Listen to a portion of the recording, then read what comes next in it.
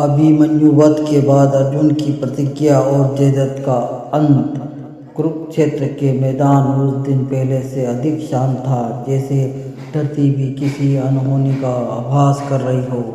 सूर्य धीरे धीरे ढल रहा था और युद्धभूमि में धूल के बादल भी हवा में तैर रहे थे। उसी समय एक समाचार वज्रपात की तरह अर्जुन तक पहुंचा।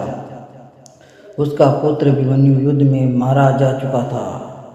अर्जुन के लिए वह केवल एक योद्धा नहीं था, वह उसका स्वप्न था, उनका उत्तराधिकारी और उसके बढ़कर उसका पुत्र। जब उन्हें ज्ञात हुआ कि अभिमन्यु को छल से घेर कर और असहाय अवस्था में मारा गया है, तो अर्जुन की आंखों में आंसू नहीं थे, वह केवल ज्वाला थी।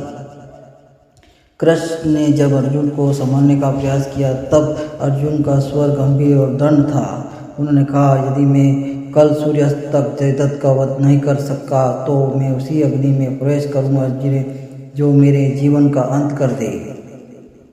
यह कोई सामान्य प्रतिज्ञा नहीं थी। जयद्रथ वही था जिसने युद्ध में अभिमन्यु को सहायता से वंचित किया था, जिसने पांडवों को भीतर जाने से रोका और उसे अन्याय का मार्ग प्रशस्त किया। अगले दिन सूर्योदय से पहले अर्जुन ने गांडी उठाया। उनकी आंखों में ना नींद थी ना थकान, केवल एक लक्ष्य था।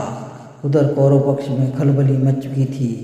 दुर्योधन जानता था कि यदि जयद्रथ मारा गया तो वह केवल एक योद्धा की मृत्यु नहीं होगी, बल्कि मनोबल का पतन होगा। इसीलिए कौरवों ने जयद्रथ को बचाने के लिए 7 पर्वतों की रक्षा व्यवस्था बनाई। बड़े बड़े महारथी अर्जुन के मार्ग में खड़े किए गए, पर उस दिन अर्जुन को कोई रोक नहीं सका था। वे जहाँ जाते वहाँ डट पड़ते, अस्त्र निष्फल हो जाते और योद्धा पराजित हो जाते।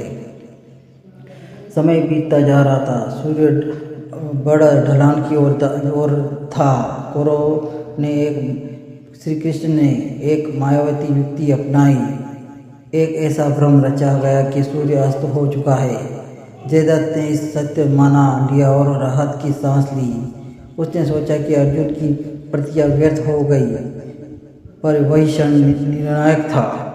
कृष्ण ने अपनी माया हटाई और सूर्य फिर से आकाश में प्रकट हुआ। अर्जुन ने उसी पल अपना दिव्य अस्त्र साधना किया और जयद्रथ भय से कांप उठा। भागने का कोई मार्ग नहीं था, कोई रक्षक नहीं बचा था। अर्जुन का बाण बिजली की तरह चला, न क्रोध से न घृणा से, बल्कि न्याय की शांति के साथ जयद्रथ का अंत हो गया। सूर्य अस्त हुआ, पर अर्जुन की प्रतिज्ञा पूरी हो चुकी थी। उस दिन युद्धभूमि में विजय का कोई उत्साह नहीं था।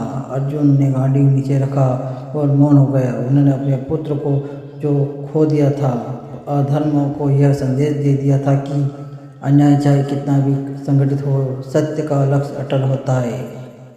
कृष्ण ने अर्जुन के कंधे पर हाथ रखा और शब्दों की आवश्यकता नहीं थी। युद्ध सभी शेष था, पर उसी दिन धर्म ने एक और कदम आगे बढ़ा दिया था।